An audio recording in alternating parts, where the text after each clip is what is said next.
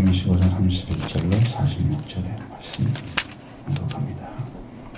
인자가 자기 영광으로 모든 천사와 함께 올 때에 자기 영광의 보좌에 앉으리니 모든 민족을 그 앞에 모으고 각각 구분하기를 목자가 양과 염소를 구분하는 것 같이 하여 양은 그 오른편에 염소는 그 왼편에 두리라. 그때 임금이 그 오른편에 있는 자들에게 이르시되 내 아버지께 복받을 자들이여 나와 창세로부터 너희를 위하여 예비된 나라를 상속받으라. 내가 줄일 때에 너희가 먹을 것을 주었고 목마를 때에 마시게 하였고 나그네 되었을 때에 영접하였고 헐벗을 때에 옷을 입혔고 병들었을 때에 돌보았고 옥에 갇혔을 때에 와서 보았느니라. 이에 의인들이 대답하여 이르되 주여 우리가 어느 때에 주께서 줄이신 것을 보고 음식을 대접하였으며 목마르신 것을 보고 마시게 하였나이까? 어느 때에 나그네 되신 것을 보고 영접하였으며 헐벗으신 것을 보고 옷 입혔나이까? 어느 때에 병드신 것이나 옥에 갇히신 것을 보고 가서 배웠나이까 하리니 임금이 대답하여 이르되 내가 진실로 너희에게 이르나니 너희가 여기 내 형제 중에 지극히 작은 자 하나에게 한 것이 곧 내게 한 것이니라 하시고 또 왼편에 있는 자들에게 이르시되 저주를 받은 자들아 나를 떠나 마귀와 그 사자들을 위하여 예비된 영원한 불에 들어가라.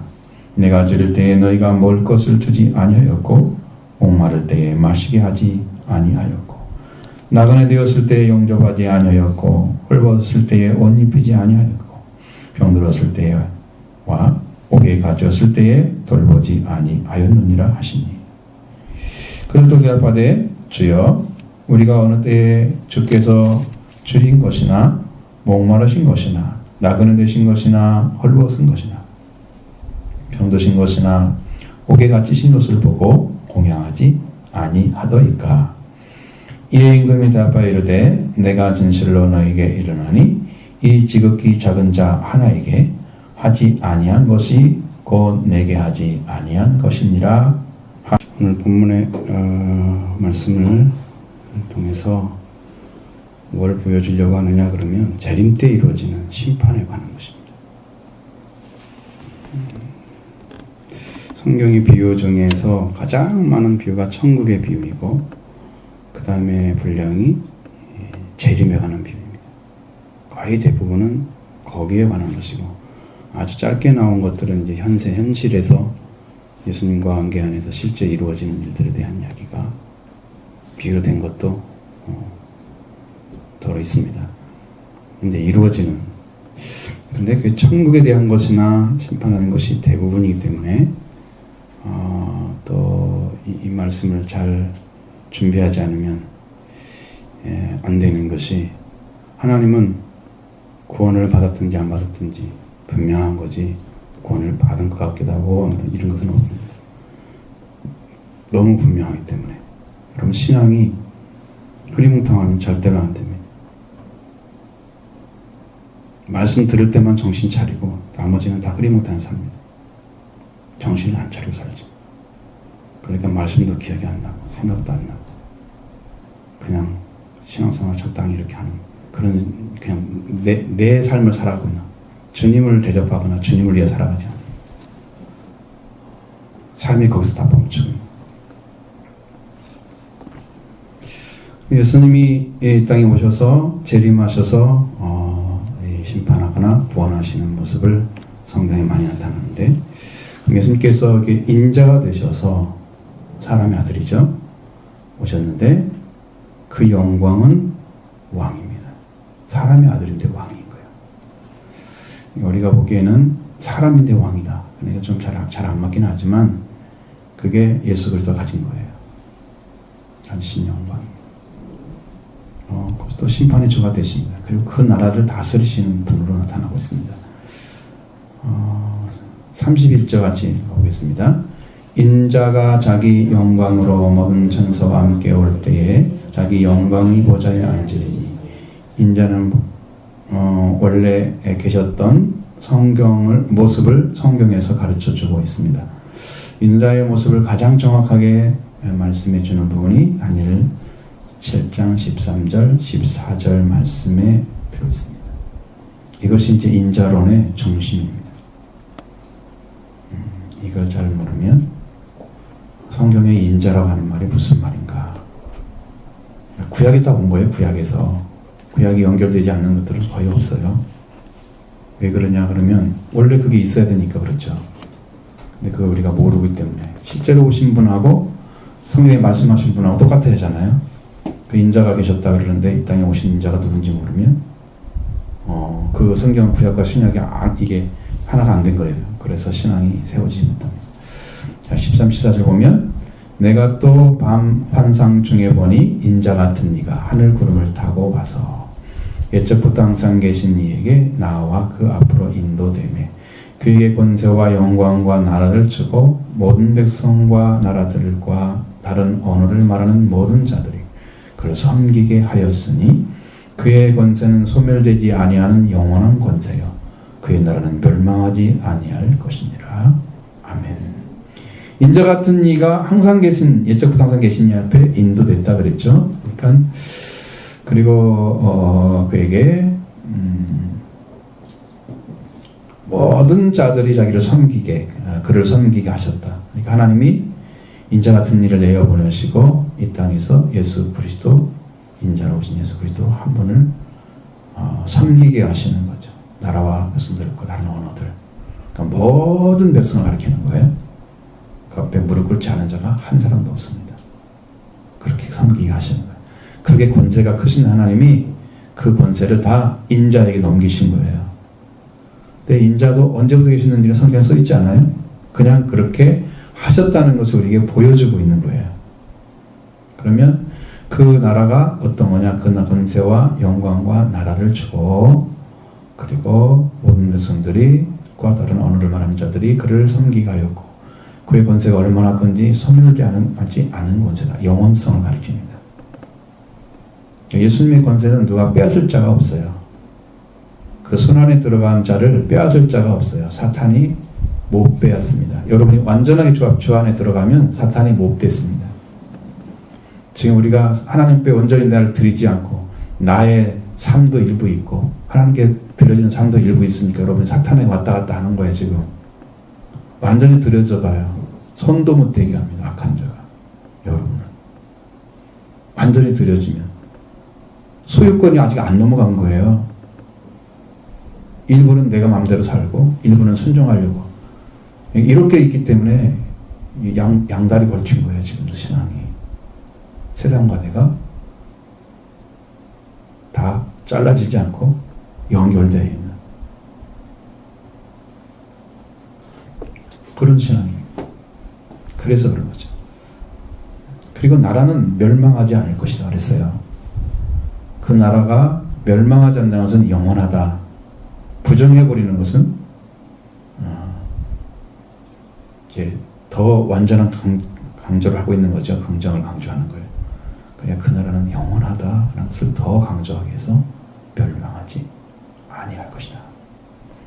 그래서 그 인자가 다스릴 나라가 영원성, 그 권세의 영원성, 이것을 다 성경은 가르쳐주고 있는데 모든 백성이 그 인자 앞에 그렇게 다스림 받고 그 권세 앞에 그 나라에 소속되어져서 그 권세 앞에 통치받게 되는 그게 인자의 나라예요.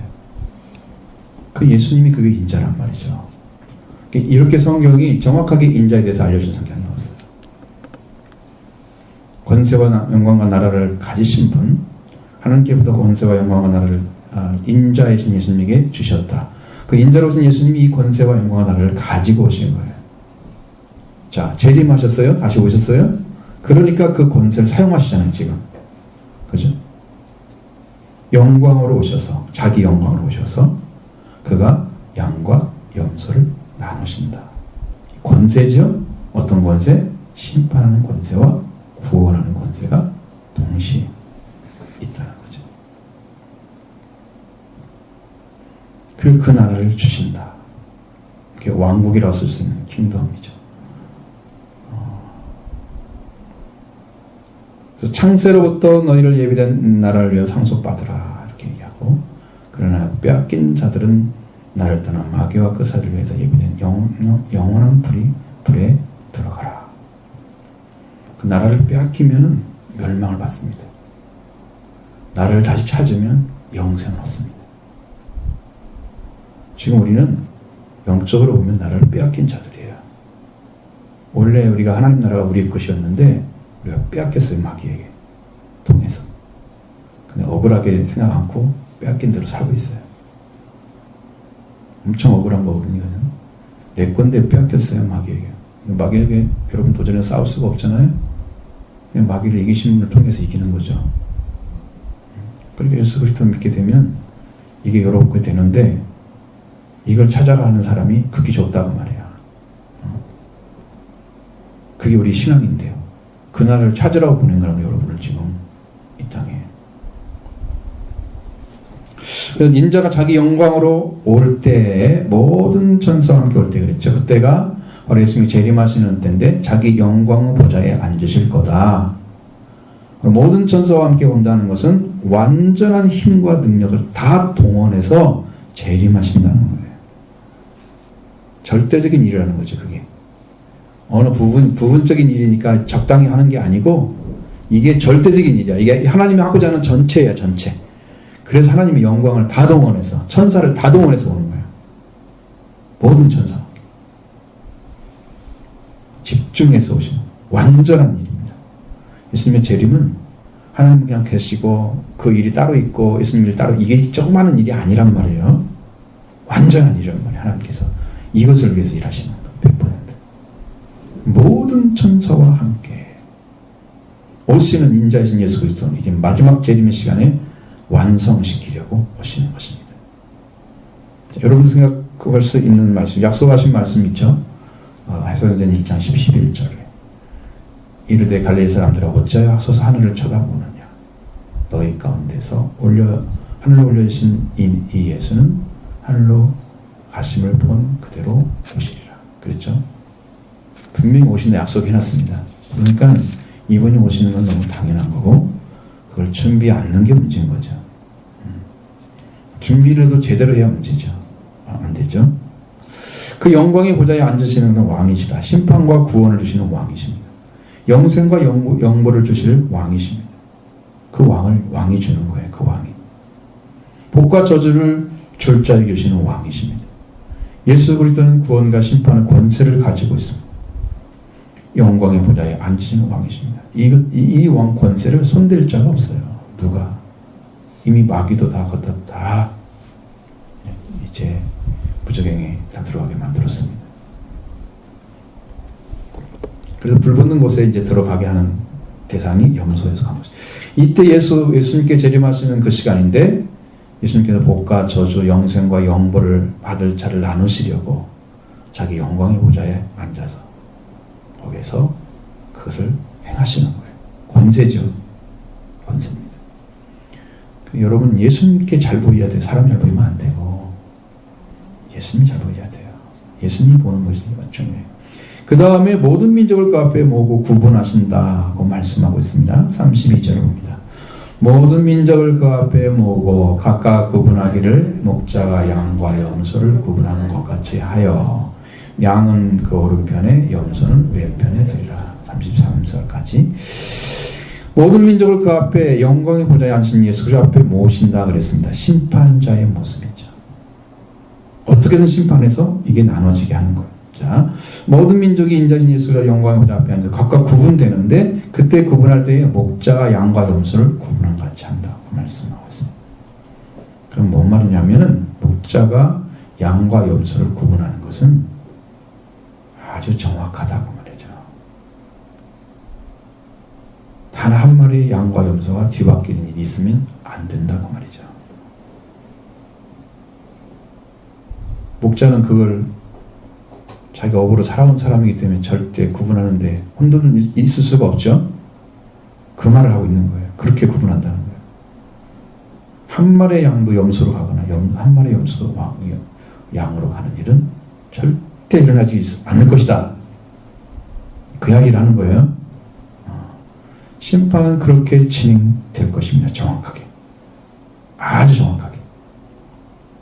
예수께서 전파하려고 오신 세례 요한에게 말씀하신 말씀에도 기록되어 있습니다. 마태복음 3장 12절이나 누가복음 3장 17절에 아주 한자도 틀림없이 정확하게 똑같은 말씀이 기록되어 있습니다. 손에 키를 들고 자기의 타작 마당을 정하게 하사 알곡 모아 곳간에 들이고 쭉정이는 꺼지지 않는 불에 태우시리라. 손에 키를 드는 불은 농부죠. 우리 어머니가 그걸 까부는 걸 저는 봤습니다. 정확하게 키로 까부는 것을. 물론 우리 한국적인 키죠. 거기는 그쪽 키가 아니죠. 그쪽에 동사의 전문가잖아요. 퀴즈를 할 때 보면 퀴즈를 하면 알곡은 점점 안으로 들어오고요.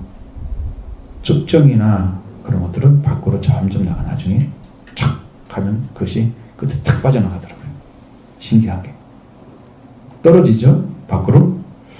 그래서 타작 마당을 정하게 한다 그랬습니다. 깨끗하게 한다.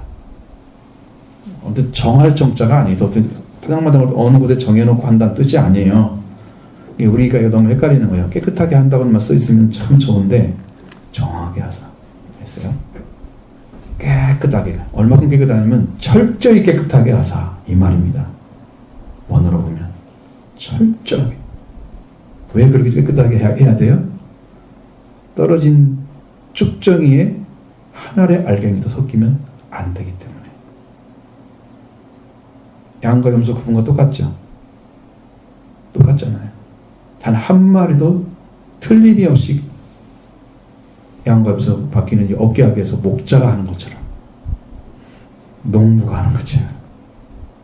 타작마당을 그나마 이제 퀴즈를 해서 다 나갔는데 거기에 한 알의 알갱이라도 들어가 있으면 안 되거든요. 열매가. 그래서 깨끗하게 철저히 깨끗하게 하십니다. 알곡은 모아서 곳간에 드린다 그랬습니다. 알곡은 열매 맺은 성도로 양과 같은 존재입니다. 쭉정이는 꺼지지 않는 불에 태우신다. 여기에도 염소를 불에 들어가라고 명령한 저주받은 자의 명령 똑같죠? 성경은 지옥과 천국을 똑같이 표현하고 있습니다. 여러 곳에 봐도 불이 나오고 그 나라가 나오고 그렇습니다.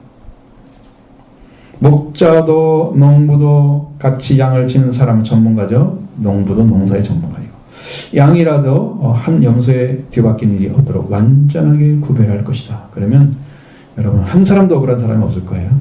100% 정확하게 할 거예요. 모든 민족의 영광 보좌변이 그리스도 앞에 목자 양과 염소를 구별하는 것처럼 구별될 것이다.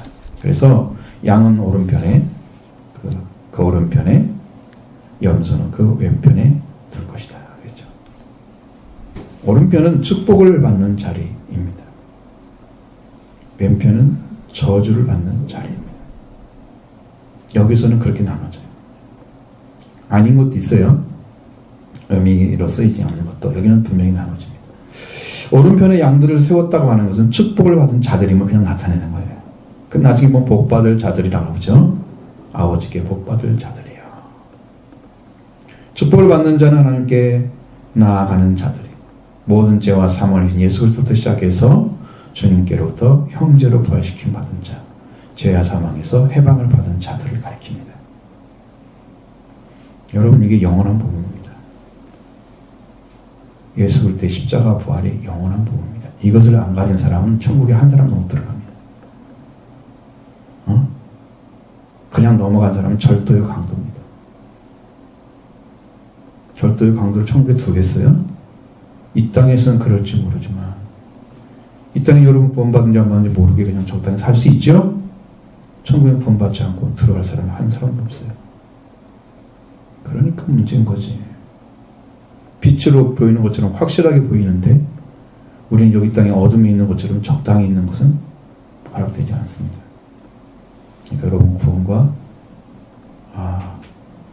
죄 용서받음 이런 것과 구원받지 못하고 죄가 그대로 있는 사람하고는 절대로 구분되는 거예요. 그래서 이제 구분을 시켜야 돼요. 우리도 이제 그걸 구분시키는 게 좋아요. 우리 안에서 스스로가 그걸 알아야 되고요. 그래야 여러분이 구원받는데 힘쓰겠죠. 내가 구원받는지 안 받는지 적당한 선에 놓고 이렇게 있으면 그 사람은 어떻게 지도를 받아요? 누가 지도를 해줘야 돼요? 영적으로 구분하는 사람이 그걸 해야 되겠죠. 근데 여러분들이 그것을 따라오지 않으면 여러분은 어떻게 하려고? 책임을 누가 지려고? 주님이 지도록 해야 될 거 아니에요. 제 문제 해결하고. 그죠? 그러니까 여러분 예수를 믿는 건 너무 당연한 일입니다. 은혜를 받아야 할 것도 너무 당연한 거예요. 찾으셔야 됩니다. 만나셔야 됩니다. 구원 받아야 됩니다. 이대로 진행하면 안 됩니다. 아멘이 안 나온 사람은 속으로라도 아멘 하세요. 아니면 집에라도 가서 하시든지. 그냥 지나가면 안 됩니다. 이 은혜로 살아가는 자입니다. 자신에는 없고 그리스도의 사랑을 받아 살아가는 사람들이죠. 그러나 왼편에 있는 자들은 저주받은 자들이라. 그들에게는 많은 믿음의 기회를 주어졌는데 그동안 죄와 사망의 문제에서 해방받지 못하고 주님의 형제로 부활되지 못하고 살아가는 시간 많이 주었어요. 주지 않은 게 아니고 그 자기 의를 중심으로 신앙생활해서 주님의 마음과 사랑은 전혀 알지 못하는 자기의 행위를 의지한 자들.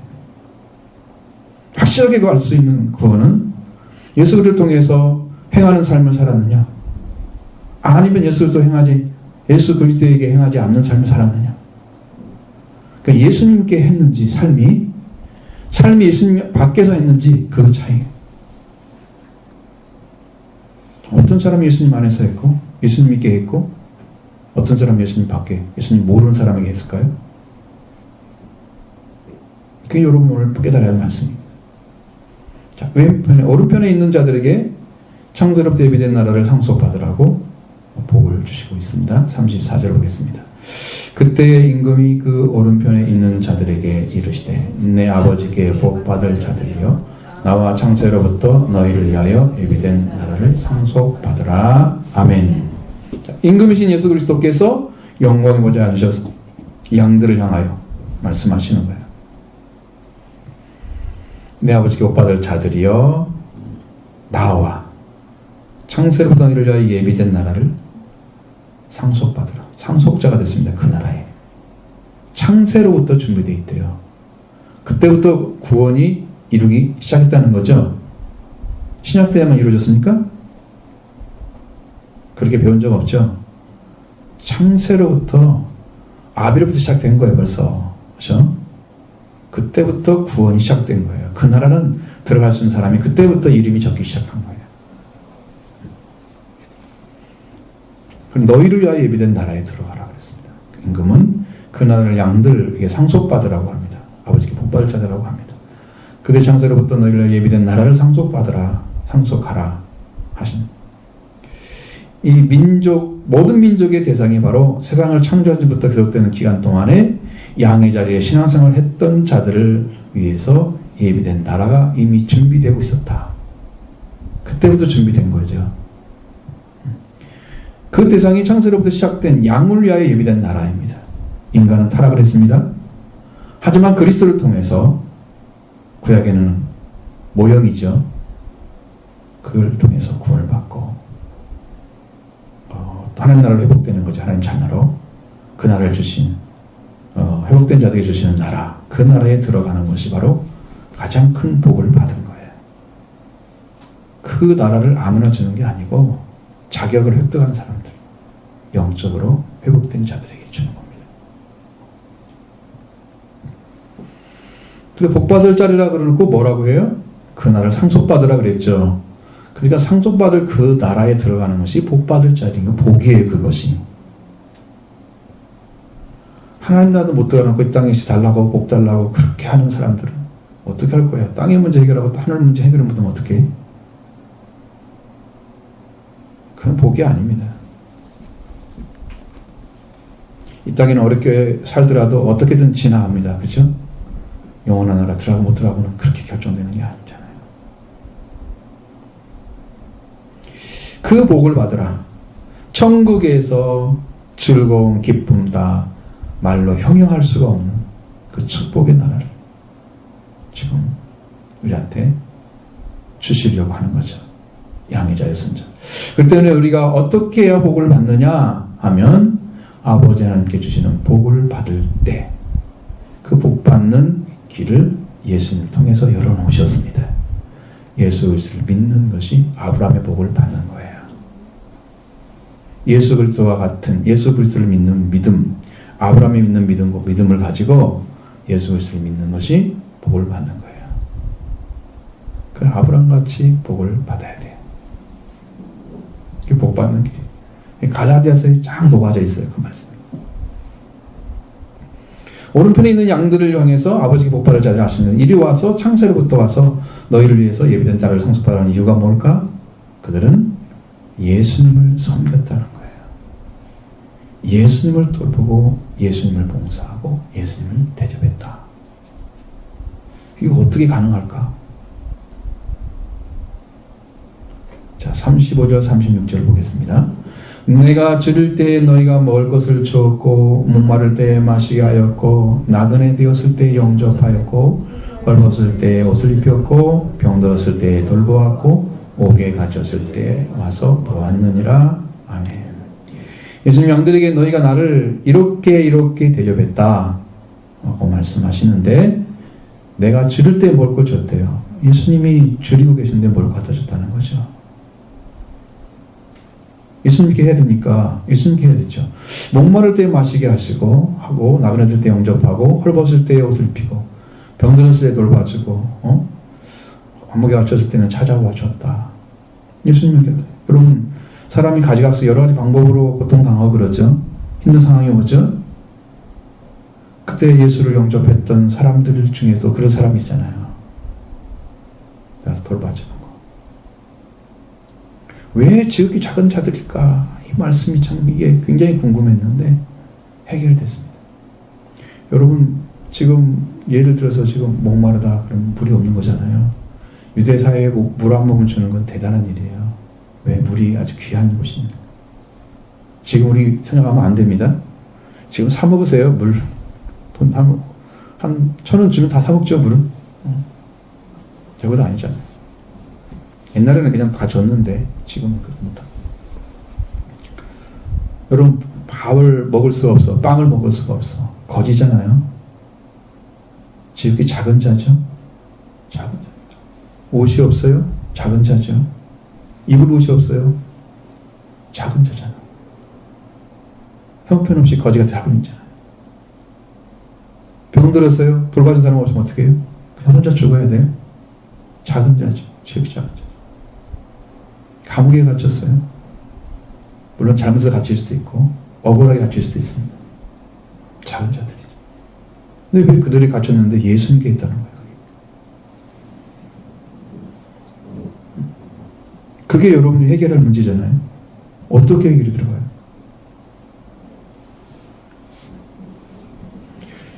예수님께 그들은 무엇을 했기 때문에 어떻게 됐기 때문에 그걸 했다고 했을까? 대체 예수님 그들에게 많은 것을 나를 대접했다고 말씀하고 계십니다. 그것이 무엇에 해당되는 것일까? 행위에 속한 것입니까? 행위 맞죠? 행위 맞습니다. 근데 행위라고 할지라도 누구에게 하느냐? 그것을 예수님에게 하는 것은 행위가 아니죠. 성령이 내 이름으로 대접하면 어떻게 된다고 그랬어요? 선지자 이름으로 대접하면 어떻게 된다고 그랬어요? 내 행수한 것이라 내 이름으로 대접하면 어떻게 해요? 의인의 이름으로 대접하면 의인의 상을 받는다고 그랬죠? 거기가 뭐가 들어가야 돼요? 예수의 이름이 들어가야 돼요. 예수의 이름이. 이게 한 가지 비밀이에요. 또 있습니다. 그 말고. 자, 근데 그 행위를 할지라도 누구에게 해야 되느냐? 예수님께 해야 된다는 거예요. 그러한 행위는 지극히 작은 자라도 그들을 올바른 자리에서 대접하는 행위를 했다고 말씀하고 있습니다. 그 행위가 예수님께 한 것이라면, 인정받는 것이라면 그런 행위는 믿음으로 관계 회복이 이루어지고 예수님과 관계를 회복한 자들이 형제를 사랑해서 그를 위해서 하던 행위였음을 예수님은 알고 계시던 거예요. 이미 세워져 있어요, 안에. 그 사람은. 그러니까 대접하는 자체가 누구를 대접하는 거야? 예수님을 대접하는 거야. 그 여러분 안에 예수님이 계시면 할 수 있습니다. 그게 예수님을 위해서 하는 거예요. 예수님을 향해서 하는 거예요.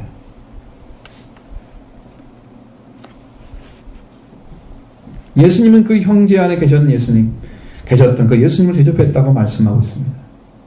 나도 예수를 믿고 있는데 이 사람 예수를 믿고 있는데 이렇게 고통을 받고 있네? 내가 도와줬어? 예수님께 한 거죠. 예수님 받으시고 더 중요한 그렇게 행하고 있는 자 안에 계신 예수님은 그것을 통해서 대접을 받는다는 거죠. 내가 그런 고통을 당하고 있는데 찾아와서 하면 예수님이 대접을 받아요.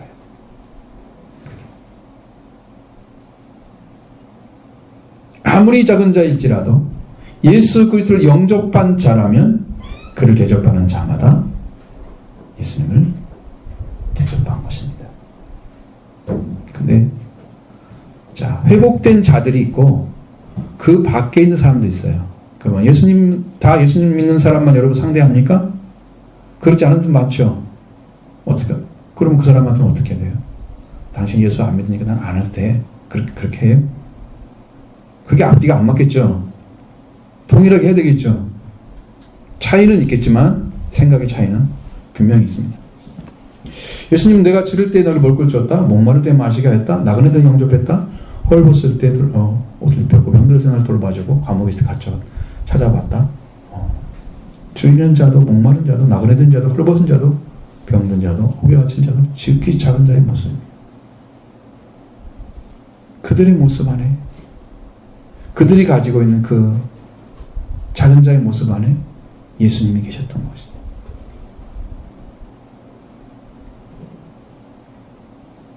그래서 지극히 작은 자가 예수님이라는 걸 알았습니다.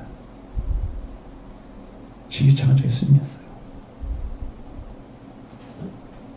양들은 예수님이 양들에게 너희가 나를 대접했노라고 말했을 때 양들은 뭐라고 대답합니까? 37절로 39절 보겠습니다. 이에 의인들이 대답하여 이르되 주여 우리가 어느 때에 주께서 주이신 것을 보고 음식을 대접하였으며 목마르심을 보고 마시게 하였나이까? 어느 때에 나그네 되신 것을 보고 영접하였으며 헐벗은 것을 보고 옷 입혔나이까? 어느 때에 병드신 것이나 옥에 갇힌 것을 보고 가서 배웠나이까 하리니. 양들을 향해서요 의인들이라고 말씀하고 있습니다.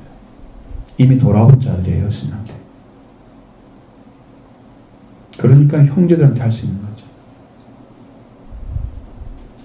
여기 내 형제 중에 지극히 작은 자 하나에게 한 것이네. 형제가 보이는 거예요. 의인이 되었기 때문에. 그래서 대접을 하는 거예요. 부활되지 않은 사람 영적으로. 형제 안 보이겠죠? 그러니까 이 작은 자 중에 하나에 나에게 한 것이 하지 않은 것이 곧 나에게 아는 것이다. 그렇게 말씀하고 있는 거죠. 볼 수가 없어요. 염소들은 그게 보이지가 않습니다. 양들은 하나님을 알 뿐 아니라 하나님과 올바른 관계에 살아가고 있는 자들을 가리키고 있습니다. 이들은 누구를 대접하는 것과 대해서 자신들이 무엇을 많이 수고한 것처럼 생각하지 않았습니다. 주여, 우리가 어느 때에 주께 주이신 걸 보고 음식을 대접했어요? 목말씀 보고 마시게 했습니까? 어느 때 나그네 친구 보고서 영접했습니까? 헐벗을 보고 옷을 입혔습니까? 어느 때에 병드신 것이나 옥에 갇힌 걸 보고 가서 배웠습니까? 어느 때? 자기들은 언제 했는가를 모른다는 거죠. 그런데 했다고 그러면 주님은. 그러니까 이게 아주 좀 혼란스럽긴 하지만 그러나 정확히 주님은 알고 계셨어요. 그게. 의인들은 언제 대접했느냐고 묻습니다. 라고 묻는데 우리가 어느 때에 그 말은 그들은 기억이 없다는 거예요. 자기가 한 행위에 대해서 의로 삼지 않기 때문에 기억을 하지 않는 거예요. 자, 어떤 사람들은 내가 누구 도와주고 나도 저 사람이 이렇게 나한테 하겠지 하고 기억을 오랫동안 하는 사람. 야, 내가 언제 했는데 넌 일하냐? 이거 받아 먹으려고?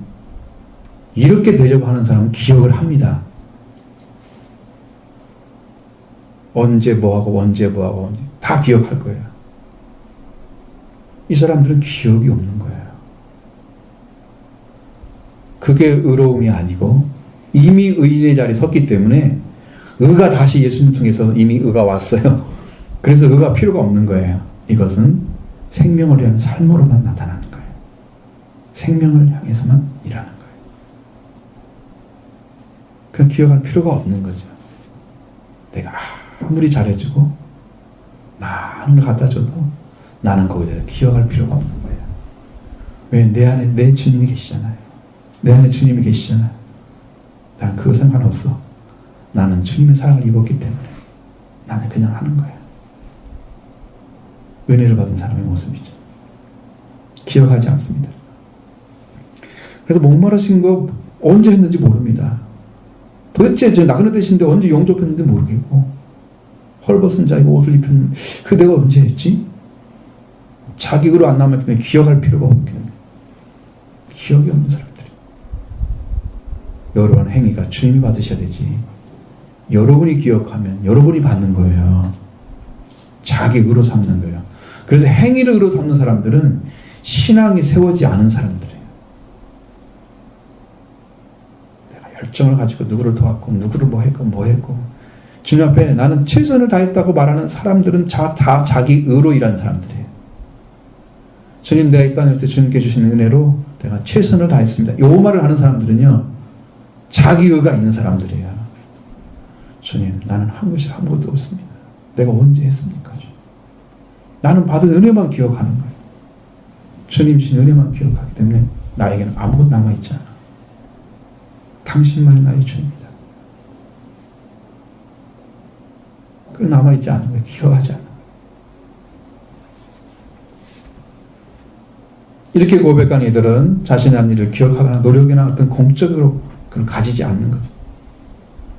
자, 당연히 해야 할 일을 한 것밖에 없다는 거죠. 당연히 해야 될 일만 했어. 임금이신 주님께서 언제 그런 일을 해드렸는지에 대해서 전혀 알 수가 없다고 고백하고 있습니다. 그래서 임금님께서 대답을 하는 거예요. 뭐라고 할까요? 이게 대답하면 40절 보겠습니다. 임금이 대답하여 이르되 내가 진실로 너에게 이르노니 너희가 너희 내 형제 중에 지극히 작은 자 하나에게 한 것이 곧 내게 한 것이니라 하시고. 아멘. 이 대답을 주목하셔야 됩니다. 내가 진실로 너에게 이르노니 너희가 여기 내 형제 중에 지극히 작은 자 하나, 그에게 한 것이 내게 한 거다. 여기 내 형제는 누구예요? 임금님의 형제죠. 자, 임금님의 형제로 부활된 사람들이에요. 놀랍지 않아요? 예수 그리스도로 부활된 사람, 예수 그리스도를 통해서 부활을 입어서 형제 관계 들어간 사람들이에요. 예수님은 언제 그걸 주셨어요? 부활하신 후에 제자들을 만나면서 너희는 가서 내 형제에게 가서, 그렇죠? 형제 부활시켰죠? 부활로 이루어졌어요.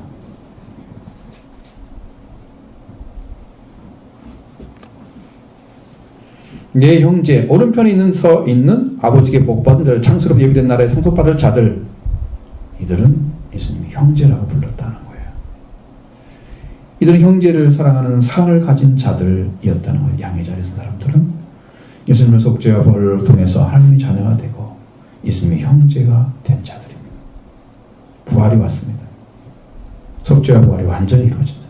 믿음으로 회복된 자들 중에 지극히 작은 자, 최상급을 사용했습니다. 가장 작은 자, 더 작을 수가 없어요. 더 작은 자는 없어. 응? 더 작은 자는 없어. 가장 작은 자. 예수님으로부터 구원을 받은 자 중에서 연약한 자 중에 들어가 있는 사람들이 있죠. 영적으로 보잘것없는 사람들,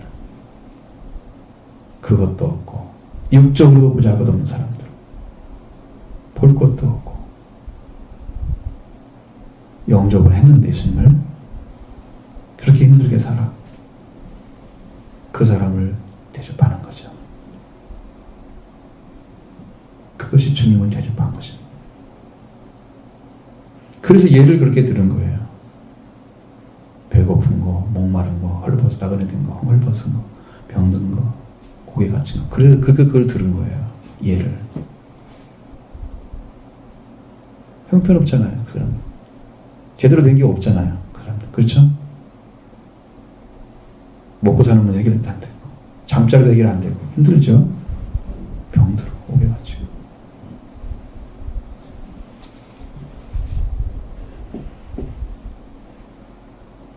자, 이렇게 영접을 해야 됩니다. 예수님의 이름으로 구원받은 자 중에 참으로 연약한 자 중에 가장 작은 자, 영적으로 보다 끝없고 그런 생명일지라도, 육적으로 형편없이 살아가는 그런 사람일지라도 주님의 이름으로 영접하면 주님을 영접한 것입니다. 대접한 것입니다. 그 영접한 자들이 살고 있고 대접받는 자들이 살아나는 것입니다. 그 관계가 아름다워지는 거죠.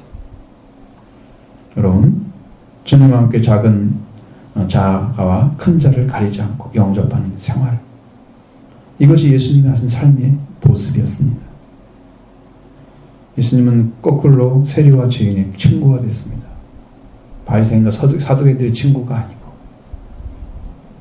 사람들 보기엔 지극히 작은 자들의 친구가 되셨습니다. 왜 그럴까요? 서로 영접했기 때문입니다. 예수님은 그 불쌍한 자들이 오는 걸 다 받으셨습니다. 산 사람도 다 버리지만, 사실로 똑똑한 사람은 다 버리지만 예수님은 버리지 않았습니다. 그래서 그들의 친구가 되어줬어요. 같이 먹고 같이 마시고. 이 사랑을 모르잖아요. 많은 사람들. 그러려면 하나님과 올바른 관계에 돌아와서 부활신 예수님과 함께 걸어가는 삶이 필요한 것입니다. 그 사람에게는. 우리가 이렇게 되었을 때 양의 자리에, 아버지께 복받을 자리에, 창세로부터 우리를 예비된 그 나라에 들어가는 것이죠. 이렇게 신앙생활을 하기 바랍니다. 이렇게 신앙생활 여러분이 해줘야 됩니다. 여러분의 삶도 그렇게 돌아오셔야 됩니다. 성경에 기록된 것은 예를 말하는 게 아니에요. 여러분이 살라고 말씀하시는 거예요. 그것이 아니면 그거 반대편이죠. 난 못하겠다. 그럼 반대로 가면 돼요. 누가 뭐라고 하지 않습니다. 저는 말씀만 선포하는 거예요. 그러니까 여러분이 목사님 어떻게 살아야 돼요? 어떻게 방법을 좀 찾아주세요. 그러면 제가 알려드리지만 물어보지도 않는데 제가 쫓아가서 얘기를 해줘. 네. 여러분 억지로 가르치는 것처럼 하잖아요. 그러면 굉장히 힘들어해요. 부담을 엄청 가지고. 그래서 자기가 찾아오면 부담 없어요. 본인이 하고 싶으니까 하는 거잖아.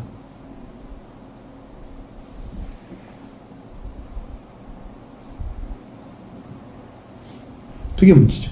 예수님의 형제를 대접할 줄 아는 신앙생활을 해야 된다는 거죠. 예수님의 형제를 대접하는 때 가장 작은 데를 대접하는 자. 크든 작든 다 대접해야 되죠. 네, 선교를 위해 수고했던 바울 같은 사람 대접해야 되잖아요. 선교 필요한 그 선교의 비용들을 제공해 줘야 되잖아요. 혼자 다 할 수 없으니까 이것저것 가는데 기거 비용도 필요하죠. 먹어야 될 거, 옷 입어야 다 필요하잖아요. 제공해줘야 되겠죠. 양이, 목자가 열심히 키웠는데 양만 혼자 살찌면 되겠어요? 같이 나눠야죠. 영적으로 해주는데 육적으로 그걸 안 해주면 되겠어요? 같이 나눠야죠. 그게 당연한 거예요, 그게. 네? 큰 자도 대접해야 되고 작은 자도 대접해야 되는데 여기서는 지극히 작은 자를 이야기하고 있단 말이에요, 지금. 포커스를 어디다 맞추면 다르죠? 다릅니다. 그래서 경건한 삶을 살아가기를 원하는 사람들입니다. 성경 갈라디아서 6장 10절에 그러므로 우리는 기회 있는 대로 모든 착한 일을 하되 더욱 믿음의 가정들에게 할지니라 그랬습니다. 착한 일이 믿음의 가정들에게 더하라 강조하고 있습니다. 이렇게 살아가셔야 되죠? 더 잘해야 됩니다. 나한테 잘한 사람만 잘하면 안 됩니다. 좀 못해도 같이 하죠. 그러면 같이 잘 되죠. 끼리끼리만 살아간다고 사람들이 얘기하겠죠? 그럼 너희들도 물어봐. 너희들도 끼리끼리 살아가잖아. 자기 친한 사람들 같이 먹고 마시고 맨날 그러잖아. 끼리끼리지. 그건 주님이 성경에서 명령하는 말이 아니에요. 판단하지 않습니다. 그걸로. 응? 그럼 어떻게 세계인 사람 다 돌아다니면 다 만나? 그럴 수는 없는 거잖아. 우리 동네 사람 다 모르는데. 그죠? 그러니까 우리가 왔는 사람 만나면 당연한 거야. 그런 얘기를 성경에는 평가하지 않는다. 그런 얘기는.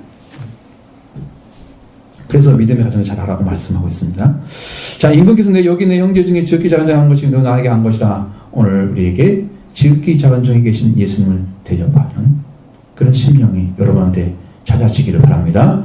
그들 중에 계시는 예수님을 대접하시기를 바랍니다. 그를 위해서 살아가는 것은 그 예수님을 믿는 자들의 생명을 위해서, 그를 돕기 위해서 살아가는 것이죠.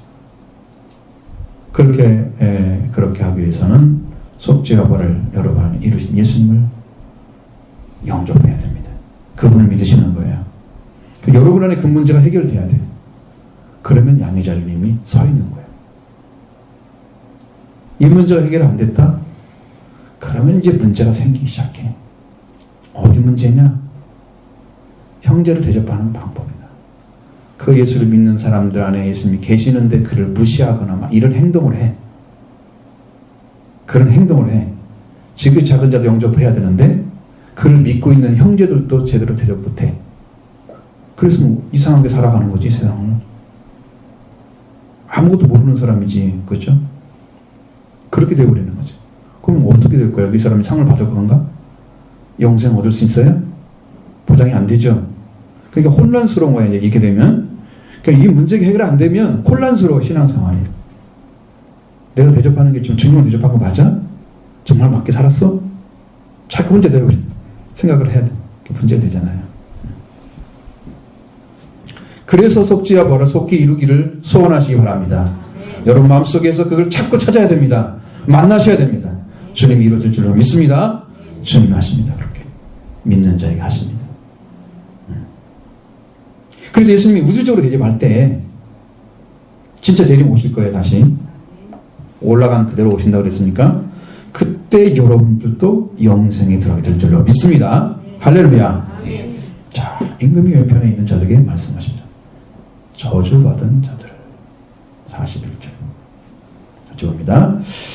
또 왼편에 있는 자들에게 이르시되 저주를 받은 자들아 나를 떠난 마귀와 그 사들을 위하여 예비된 영원한 불에 들어가라. 아멘. 왼편에 있는 자들에게 말씀해 저주를 받은 자들이라고 했습니다. 저주는 죄가 있으면 다 오는 게 저주예요. 이미 죄 있는 자들은 다 저주받은 거예요. 무서운 거죠. 저주를 받게 되면 그 나라를 빼앗깁니다. 주님은 그 나라를 찾아주러 오신 거예요. 그 나라를 빼앗기니까 갈 곳이 없는 거예요. 마귀들한테 가는 거지. 그래서 천국을 침노하는 자에게 준다고 말씀하셨죠? 그리고 회개하라 천국 가까웠다고 말씀하셨죠? 다 천국을 주기 위해서 주님이 일하시는 거예요. 성경이 그렇게 가르쳐 주는데 그 천국을 주기 위해서 오신 주님을 통해서 여러분 천국을 찾으셔야 됩니다. 그걸 주기 위해서 오시는 주님. 그렇게 해주신다고 말씀하시는데 안 믿어갖고 못 받았다. 그럼 저주받은 자가 되는 거예요. 어디? 죄에 속해서 계속 저주가면 살아가는 거예요. 죄가 있으면 저주가 옵니다. 복은 축복과 저주는 반대말이죠. 복은 하나님이 주신 시와 통치권을 받는 거죠. 그러나 저주는 하나님의 말씀을 버리고 시가 잃어버렸습니다. 하나님의 자녀가 아니죠. 그 다음에 다스리는 권세도 잃어버렸습니다. 저주를 받은 거예요. 시가 죽었고요. 권세도 빼앗겼습니다. 하나님 원래 준 걸 빼앗겼어요. 그리고 나라가 못 들어가는 거예요. 권세가 없으니까. 다스리는 사람이 들어가지도 못해. 이게 저주받은 거예요. 하나님을 떠나는 게 죄죠. 죄는 하나님을 떠나는 자체가 죄입니다. 끝까지 돌아오지 않으면 그 죄의 속에서 죽음으로 그 생을 마감해야 됩니다. 성경에 가르친 진리가 다 그렇게 되어 있습니다. 사람이 하나님을 떠나면서 그 영원한 관계가 단절됐고 그리고 하나님을 떠나면서 영이 죽고 죄와 함께 살고 있습니다. 그 영은 가면 갈수록 죽음에 이르고 있습니다. 지금 영이 안 죽은 게 아니고 태어날 때부터 하나님을 아는 사람이라면 영은 안 죽은 사람이겠죠. 태어날 때부터 하나님을 아는 아이가 있나요? 없잖아요. 여러분이 가르치니까 애가 하나님, 예수님 어디 계셔? 내 안에 계셔. 내 안에 계셔요. 그렇게 말을 하는 거지 걔가 예수를 만난 건 아니잖아. 가르침 받은 거지 자기 안에 태어난 건 아니잖아. 그러니까 이 땅에서 영이 산 자는 하나도 없다는 거죠. 태어나가지고 자라면서 하나님을 바로 알고 막 이런 사람들이 없잖아요. 세례요한처럼 태에서부터 성령이 충만한 사람, 특별한 사람들 하나님께서 부어준 거죠. 그 외에는 없어요. 그러나 사람이 육신이 살아있기 때문에 영이 죽었을지라도 다시 살 수 있는 길이 있는 거예요. 지금 영이 죽었는데 육신도 죽어버리면 영과 함께 육이 영원히 망하는 거예요. 이 땅이 지금 여러분이 죽느냐 사느냐 결정하는 전쟁터예요. 영적 전쟁터. 적당히 예수 믿어서 구원받는다고요? 적당히 교회만 한 번 다녀도 된다고요? 주일에 한 번 다녔고 성도 아니고 기도도 안 하고 뭐 된다고요? 큰일 날 소리입니다. 교회만 다녔으니까 너는 그냥 영생 줄 거야? 성경 찾아봐 보세요. 어디 있는가? 구원 얻은 사람들의 표현을 한번 들어보세요. 구원받은 사람들이 어떻게 해서 구원받았는지 한번 들어보세요.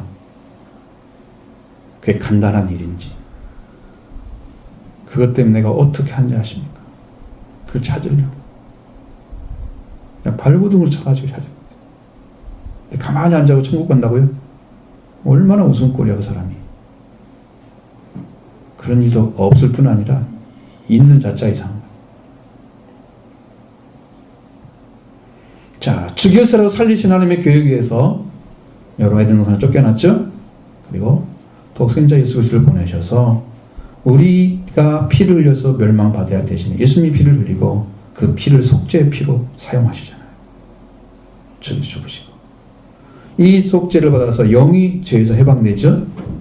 우리의 영이 하나님께 의를 얻기 위해서 예수님은 부활되셨습니다. 그래서 예수님의 부활은 우리가 의로움을 얻는 거예요. 예수님의 부활이 우리를 위해서 살아나셨느니라. 로마서 4장을 보시면 나오죠.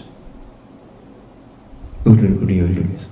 예수님의 죽음은 우리의 죄를 위해서 죽으시고 의를 위해서 예수님이 살아나셨다. 그랬으니까 부활은 의를 갖다 주는 거예요. 그러면 하나님께 나를 이제 죄 있는 자가 아니라 죄 없는 자로 인정을 해버린 거죠. 속죄는 죄가 없는 자가 된 거예요. 근데 부활이 이루어지면 나는 죄가 없는 자가 이제 하나님과 이렇게 교통할 수 있는 관계가 만들어졌다는 뜻입니다. 그게 자녀라는 말이 그 말이 거기서 나오는 거죠.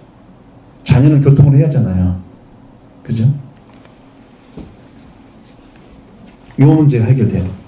영적인 부활이 이루어진 자가 구원을 받은 거예요. 이제 신생아야, 신생아. 태어나는 거지. 이 구원을 받은 자녀가 이제 성령 말씀으로 형제의 사랑하게 이르는 삶으로 계속 성장해 가면 생명을 사랑하는 자, 이웃 사랑하는 자로 성장합니다. 생명을 사랑하는 것이 예수님처럼 예수님과 가깝게, 예수님과 똑같이 할 수는 없지. 우리가 부족함 너무 많으니까. 근데 인간적인 감정도 좀 불어서 할 수도 있으니까. 부족하죠? 언제나 부족해 우리는. 예수님처럼 똑같이는 못해. 그럴지라도 여러분의 사랑이 나온다면 주님의 사랑으로 지금 행하고 있는 거죠. 그래서 생명관이 예수님처럼 바뀌면 어떠한 자녀라도 영접하게 되는 거예요. 형편인 자들은 저주를 받은 자들을 된 것은 이렇게 큰 은혜와 사랑을 받을 수 있는 기회를 많이 주었음에 불구하고 그를 얻지 못해서 죄로 말미암아 저주 가운데 그대로 있었기 때문에 임금은 그를 향해서 저주를 받은 자들이라고 말합니다. 기회가 없었다면 억울하겠죠. 조금 더 억울하지 않습니다. 당연한 것입니다. 나를 떠난 마귀와 그 사람을 위해서 예비된 영원한 불에 들어가라고 명령합니다. 하나님의 나라, 영원한 하나님의 영광을 빼앗기고 그 나라를 빼앗긴 자들은 하나님의 나라를 빼앗겼기 때문에 그 지위를 떠난 자들, 하나님이 세우신 지위를 떠난 자들, 그들 어떻게 했어요? 영원한 불에 들어가셨죠? 마귀죠? 하나님의 지위를 떠난 천사들이잖아요. 마귀죠. 그들도 영원한 불에 넣은 것처럼 여기에 돌아오지 않고 그 사람도 또 영원한 불에 들어가라. 영원한 불은 꺼지지 않는 불을 말하고 있습니다. 그 불은 태워야 되는데 불이라는 존재는, 지옥에 있는 불은 태우기 위해서 태우는 불이 아니에요. 영이 아니고 육이라면 태워졌겠죠? 왜? 육은 타잖아요. 그래서 화장이라는 게 있잖아요. 근데 우리 육이 지옥에 갈 수는 없습니다. 육이. 그죠? 영이 가는 거죠. 물론 마지막 심판이 되면 이제 육도 부활돼서 갈 거예요. 영원한 심판의 부활로 갈 거예요. 아직은 육이 안 가고 영이 갑니다. 육과 함께 같이 한 거. 영원히 산다. 불에 들어가는데 그 불이 태우는 불이 아니야. 영을 태우기 때문에 태워지지 않아. 그냥 고통만 받는 불이야. 성남제일교회 그 박 목사님은 이제 불을 한번 맛보려면 가스불 켜고 거기다가 머리 한번 디밀어 봐. 얼마나 뜨거운가.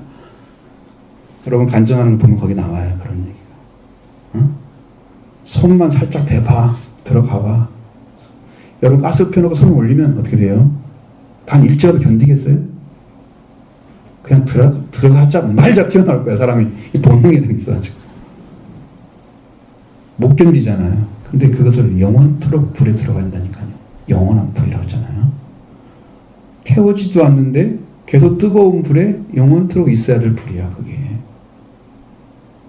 하루 이틀에 끝나는 불이 아니야. 죄가 얼마나 큰 무게를 가지고 있는지 아시죠? 죄의 값이 얼마나 큰지를. 여러분 이걸 아셔야 돼요. 지금 저주를 받으라는 얘기가 아니잖아요. 그 고통 속에 들어가지 말라는 거죠. 여러분 지옥에 보내놓고 기뻐하는 사람은 어디가 있어요? 우리가 믿는 사람 중에서. 불신자는 모르지만 절대로 그런 일이 생기면 안 되죠. 영원히 살게 지음받은 영원토록 불 가운데서 고통당하는 이것이 저주란 말이에요. 이것이 죄로 말미암아 왔다는 거예요. 이 저주를 받은 자들.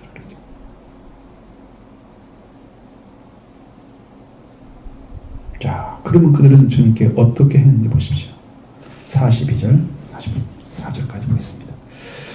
내가 저릴 때에 너희가 먹을 걸 주지 아니하였고, 목마를 때에 마시게 하지 아니하였고, 나그네 되었을 때에 영접하지 아니하였고, 헐벗을 때에 옷 입히지 아니하였고, 병들었을 때와 옥에 갇혔을 때에 돌보지 아니하였느니라 하시니, 그리도 대답하여 이르되 주여 어느 때에 우리가 주께서 줄이신 것이나 죽음하신 것이나 나그네 되신 것이나 헐벗은 것이나 병드신 것이나 옥에 갇힌 것이나 수고 용하지 아니하더이까. 아멘. 저주를 받은 염소들 향해서 주님은 이렇게 말씀하시는 거예요. 내가 줄 때 너는 먹을 것 주지 않았다. 그랬죠. 목마를 때에 마시게 하지도 않았다. 나그네있을 때 영접하지 않았다. 헐벗고 있을 때 옷 입혀주지 않았다. 내가 병들었을 때 너희는 돌아오지 않았다. 내가 옥에 갇혔을 때는 찾아오지 않았다. 주님은 당하고 있는데 돌아보지 않는 거예요. 왜 그 사람들은 보이지 않았을까요? 그것이. 왜 주님께 하지 않을까요? 그 사람들은. 주님께 해야 되는데 신앙생활이 주님께 하지 않는 거예요. 그래, 거기에서 지금 예수님과 관계가 잘라진 상태로 자기 삶만 살아가는 거잖아요. 자기가 하고 싶은 사람 대접하고 하는 거죠. 다른 사람이 했을 것 같습니다. 그런데 주님께는 하지 않았습니다. 자기 잘한 사람들, 친구들을 좋은 사람 있으면 만나가지고 밥도 사주고 그랬을 겁니다. 그러나 주님께 하지는 않았습니다. 많은 사람들에게 여러분들이 이 사랑을 베풀고 나눴을 것입니다. 그러나 주님께 하지 않았습니다. 여기서 보면 주님께 하지 않은 것이 문제인 거죠. 여기 문제는. 그런데 이 사람들은 언제 주님께 하지 않았습니까? 라고 묻는 거예요. 양들은 어느 때 했습니까? 라고 묻는데 우리가 언제 안 했습니까? 자기는 했다는 거죠. 마치 한 것처럼, 주님께 했다는 것처럼. 주여, 우리가 어느 때에 주께 줄인 것이나 목마르신 것이나 나그네 되신 것이나 헐벗은 것이나 병드신 것이나 옥에 갇힌 것이나 것을 보고 공양하지 아니했습니까? 이렇게 물었습니다. 공양이라는 말은 앞에서 똑같은 말이에요. 돌본다는 말이에요. 돌보다라는 뜻입니다. 이제 조금 더 말을 바꾸는 거죠. 왜? 같은 말을 쓰기 싫으니까. 그런 게 있어요. 돌보다는 말입니다. 어느 때 이렇게 주님께 우리가 돌보지 않았습니까? 라고 물었습니다. 그러면 주님, 그 임금이 뭐라고 대답합니까? 45절 보겠습니다. 이에 임금이 대답하여 이르되 내가 진실로 너에게 이르노니 이 지극히 작은 자 하나에게 하지 아니한 것이 곧 내게 하지 아니한 것이니라 하시니. 아멘.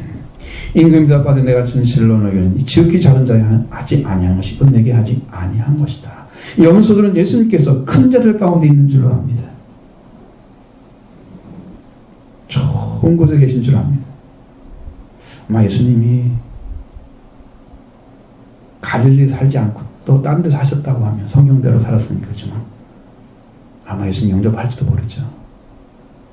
예수님이 아주 가난한 집에 살지 않고 왕가에 태어났더라면 사람들이 영접받겠죠. 예수님은 가장 연약한 곳에 태어날 때부터 마구간에 태어나가지고 눕혀있고 장천한 모습으로, 그리고 갈릴리 나사렛은 사람들도 살지 않는, 제대로 살지 못하는 지극히 가난한 곳에 가서 하시며 아버지가 일찍 돌아가시니까 큰 아들 노릇, 아버지 노릇까지 다 하면서 예수님이 그렇게 사셨단 말이에요. 지극히 작은 자처럼 사셨단 말이에요. 사람들이 작으니까 알아보지를 않는 거예요.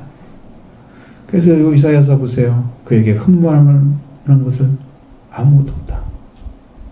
흠모하는 것이 인물이 잘난 것도 아니고 배움시는 것도 아니고 집안이 부자도 아니고 권세를 가진 것도 아니고 많이 배운 것도 아니야. 없어. 바리새인들 알아주지 않아. 저 사람 학문이 없는 사람인데 어떻게 성경을 알까? 이렇게 힘든 상황에 예수님이 계셨단 말이에요.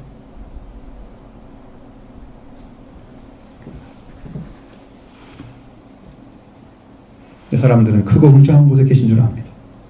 큰 교회 가면 예수님 거기 계시겠죠. 생각을 할 것입니다.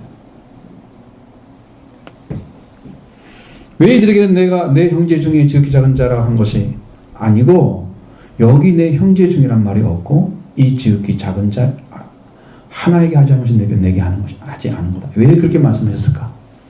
이 문제가 여러분이 해결해야 할 문제입니다. 왜 내 형제를 뺐을까요? 그들은 아직 예수님을 형제로 받아들이지 못한 거예요. 예수님에 의해서 형제로 부활되지 않은 거예요. 형제를 알아볼 수가 없어요. 그러니까 그건 필요가 없는 얘기예요. 그렇게 물어보면 없는 걸 만들어내는 거예요. 격이 되는 거예요. 그러니까 그건 필요 없어요. 이 지극히 작은 자,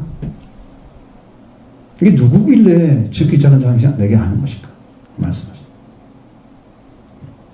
예수 그리스도와 같이 생명을 사는 자가 볼 수 있는 그 자가 지극히 작은 자예요. 그래 예수님 자신이 지극히 작은 자가 되는 거예요. 그래서 예수님처럼 작은 자를 알아볼 수 있어야 돼요. 여러분 이게 지금 너무 놀라운 진리가 나와 좀 있으면 여러분 알아볼 수 있는. 그래서 여러분 줄일 때나 목마를 때나 나그네 되었을 때, 헐벗을 때, 병들었을 때, 아니면 옥에 갇혔을 때 이럴 때 돌아보지 않는 거. 그들은요 예수님으로부터 부활되지 않았기 때문에 형제가 없습니다. 일단은 그 다음에 그들은 예수님이 없기 때문에 예수님 이름으로 영접하지 않습니다. 그래서 형제가 필요 없고 이 지극히 작은 자라고 말씀하신 그 예수님을 몰랐던 것이죠. 자, 이 지극히 작은 자는 지극히 작은 자 안에 예수님이 계신 것을 가리키고 있습니다. 자, 예수 그리스도의 이름으로 영접하는 자는 예수님 영접하는 것이다. 누가복음 9장 48절 여기에 보면 그에게 말씀하십니다. 누구든지 내 이름으로 1은 어린아이를 영접하면 곧 나를 영접하며 또 누구든지 나를 영접하면 곧 나를 보내신 이를 영접함이니라. 너희는 모든 사람 중에 가장 작은 그가 큰 자니라. 작아야 크다 그랬죠. 예수님이 지극히 작은 자예요. 그래서 큰 거죠. 예수님 큰 자예요. 자, 이 어린아이 하나, 여러분 사람들이 볼 때 어린아이는 굉장히 하찮게 여기죠. 옛날에도 그랬습니다. 지금은 조금 나아졌어요. 그렇게 함부로 하는 것을 많이 이제 하는 게 원치 않고 여러 가지 문제들이 많기 때문에. 자, 내 이름으로 이른 어린 하나를 영접하면 나를 영접한 거다. 예수님의 이름은요, 어린 아이 하나 가운데 들어가십니다. 예수님은 지극히 작은 자가 계신 그곳에 지금 계시는 거예요. 어린아이를 예수님의 이름으로 영접하고, 그래서 여러분 사람들 영접할 때, 대접할 때 예수님의 이름으로 대접하세요. 선자 이름으로 대접하면 선자상을 받죠. 제자 이름으로 대접하면 제자상을 받는다고 성경에 써 있습니다. 의인의 이름으로 대접하면 의인의 상을 받는다고 기록해 있어요. 그러니까 여러분 안에 이 주님이 계셔야 그렇게 대접을 하는 거예요. 믿으시기 바랍니다. 그리고 그 마음을 가지고 하세요. 믿음으로. 그러면 주님을 영접하는 거예요. 그게 그냥 내는 내 친구니까, 인간적으로 가까우니까 그건 주님과 아무 상관이 없는 대접이에요. 신앙적이지 않습니다. 어린아이를 가치가 없다고 생각하는 거죠. 그러나 예수님 제자들이 예수님이 오는 어린아이를 금했을 때 뭐라고 했습니까? 그들에게 하신 말씀은 내게 오는 것을 금하지 말라. 용납하라. 천국은 이런 자들의 것이니라. 작은 자가 아니에요. 바로 하나님의 나라를 그렇게 받드는 생명이 필요한 거예요. 예수님한테는. 작은 자, 어린아이를 작은 자로 생각하지 않고 영접하는 것은 그들 중심에 예수님이 이름이 없는, 영접하지 않는 것은 그 이름이 없는 것이고요. 자, 영세 자리에 있는 자들은 그 많은 기회를 주었지만 예수님의 형제로 부활되지 못했고 지극히 작은 자를 볼 수 있는 생명과도 찾지 못했습니다. 그래서 예수님을 이름으로 그를 대접하지 않고 그 지극히 작은 자 하나도 보지 못하는 거예요. 이 지극히 작은 자가 안 보이니까 어떤 사람을 대접한들 그게 예수님께 대한 것이겠어요? 다 인간적인 것입니다. 그래서 다 예수님 상관이 없는 신앙생활을 한 거예요. 잘 받으셔야 돼요. 사랑하는 여러분, 이제 여러분들 내 형제 중에 저기 작은 자가 보입니까? 형제의 부활을 예수님 통해서 입으시기 바랍니다. 먼저 여러분들이 그걸 가지고 있어야 내 형제가 되는 거고 예수님 형제가 되는 거고. 그게 한 가지 문제죠. 그 다음에 예수님이 영접했기 때문에 어떻게 영접해요? 아무리 작은 자라도 예수님의 이름으로 영접하면 누굴 영접한 거예요? 예수님을 영접한 거예요. 자, 마지막 46절 봅니다. 그들은 영벌에 의인들은 영생에 들어가리라 하시니라. 아멘. 그 영소에 속한 자들은 역시 영벌에 들어가리라. 자, 이들은 저주를 받은 자들이다. 지극히 작은 자를 알지 못하는 자. 이들은 아직도 생명의 눈이 맞춰지지 않은 사람들. 보이는 게 뭐예요? 육이죠. 보이는 게 자기 탐욕이죠. 자기중심적인 거죠. 예수님 말씀으로 정결함을 입어서 이것이 생명을 위한 거다. 생명을 위해 살아야 된다. 이 초점이 안 맞춰져 있는 사람들. 초점이 안 맞은 사람들. 누구를 위해 살아야 돼? 생명을 위해서. 생명을 위해서. 율법의 완성은 남을 내 자신처럼 사랑하는 거다. 율법이 정죄하지 못합니다. 그 사랑을 가진 자들. 여기 자신의 생명의 가치를 잃어버리고 이 세상에 가장 작은 자로 오셔서 섬기는 자로 오셔서 가진 작은 자 가운데 계시지만 그를 알지 못하는 생명을 잃어버린 자들, 이들은 영원한 형벌에 들어간다. 영원이란 말은 시작과 끝이 없다는 뜻입니다. 영원. 시작도 없기 때문에 끝도 없는 것입니다. 그러한 영원한, 그러한 형벌을 받는다 그 말입니다. 상상할 수 없는 일입니다. 우리는. 왜냐하면 우리는 시간 안에 12시간, 24시간 하루 가잖아요. 우리는 시간 안에 살잖아요. 근데 시작이 없는데 끝이 어디가 있어? 그러니까 거기는 이 지구의 시간으로 잴 수가 없는 거죠. 그런 데서 그 속에 사는 건데 성경이 말하는 것은 이 형벌은 영적으로만 가능합니다. 육적으로는 불가능합니다. 육신은 죽음에 갇히고 있고 태어날 때도 있습니다. 시작도 있고 끝이 있죠. 그러니까 영원한 형벌을 받을 수가 없어.